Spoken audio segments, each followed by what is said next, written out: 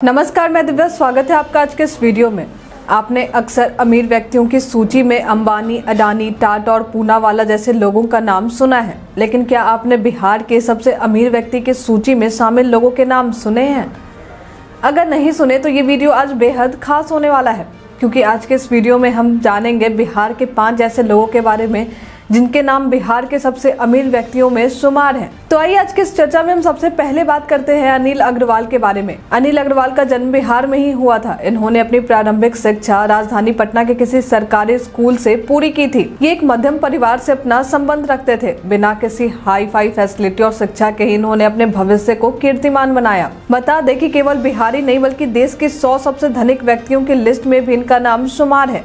अनिल अग्रवाल की संपत्ति को कुछ साल पहले ही फोर्ब्स, जो कि एक वर्ल्ड फेमस मैगजीन है, उसने 2.5 बिलियन तक बताई थी। इस मैगजीन के अनुसार देश के 97वें नंबर पर सबसे अमीर व्यक्तियों की लिस्ट में इनका नाम शामिल था। वहीं विश्व स्तर पर इनका नाम 728वें नंबर पर शामिल था। हम बिहारी अपनी परंपरा और संस्कृति को लेकर हमेशा बड़े ही प्रेम के साथ अपनाते हैं। कुछ ऐसी ही कहानी है अनिल अग्रवाल की भी। कहा जाता है कि अनिल अग्रवाल किसी भी बड़े और अच्छे काम करने से पहले दही और चीनी से मुंह जूठा करते थे। बताते चले कि अनिल अग्रवाल एक बिजनेसमैन है और उनका कारोबार केवल देश ही नहीं बल्कि विदेशों में भी फैला है। आइए अब दूसरे नंबर पर हम बात करते हैं रविंद्र किशोर सिन्हा की। इनका जन्म 22 सितंबर 1991 में एक मिडिल क्लास फैमिली में हुआ था।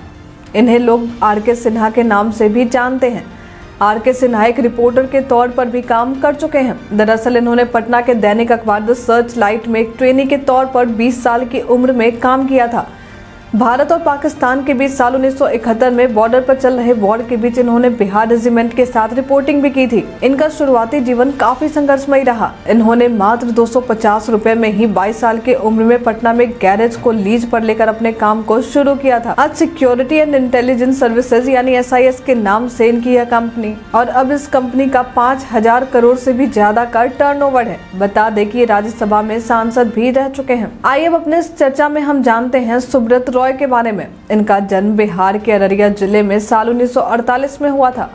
सुब्रत रॉय ने सहारा इंडिया परिवार की स्थापना साल 1978 में की थी।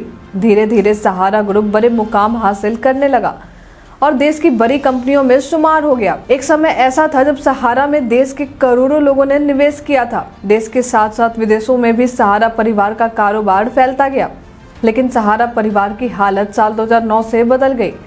दरअसल इस समय सहारा और सेबी के बीच विवाद शुरू हो गया था। बता दें कि सेबी भारत के पूंजी बाजार में कदाचार को रोकने और पूंजी बाजार के विकास को बढ़ावा देने के लिए काम करता है। उस वक्त यह बात सामने आई थी कि सहारा गलत तरीके से लोगों से पैसे इकट्ठे कर रही है।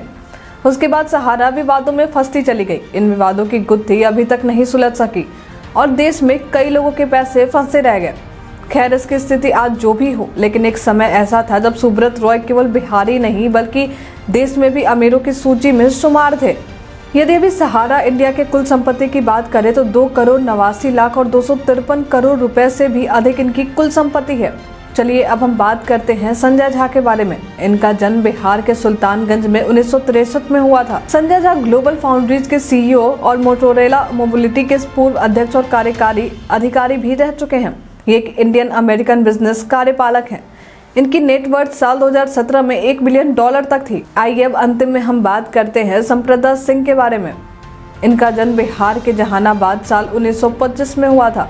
इन्होंने अल्केम लैबोरेटरीज की स्थापना साल 1973 में की थी। यह कारोबार केवल देश ही नहीं बल्कि विदेशों में भी व्यापक रूप से फैला। लेकिन संप्रदा सिंह हमारे बीच अब मौजूद नहीं रहे। उनका निधन मुंबई के लीलावती हॉस्पिटल में हुआ था। फिलहाल उनका यह कारोबार उनका परिवार चला रहा है। रिपोर्ट्स के माने तो इनका नेटवर्थ $3.3 बिलियन है। आज के इस वीडियो में हमने जो भी जानकारी दी वो सभी जानकारी इंटरनेट पर मौजूद स्रोत के माध्यम से हमने इकट्ठे किए हैं। आज के इस वीडियो में फिलहाल इतना ही। उम्मीद करते हैं आज का ये वीडियो आपको पसंद आया होगा। हमारे साथ बने रहने के लिए आपका धन्यवाद।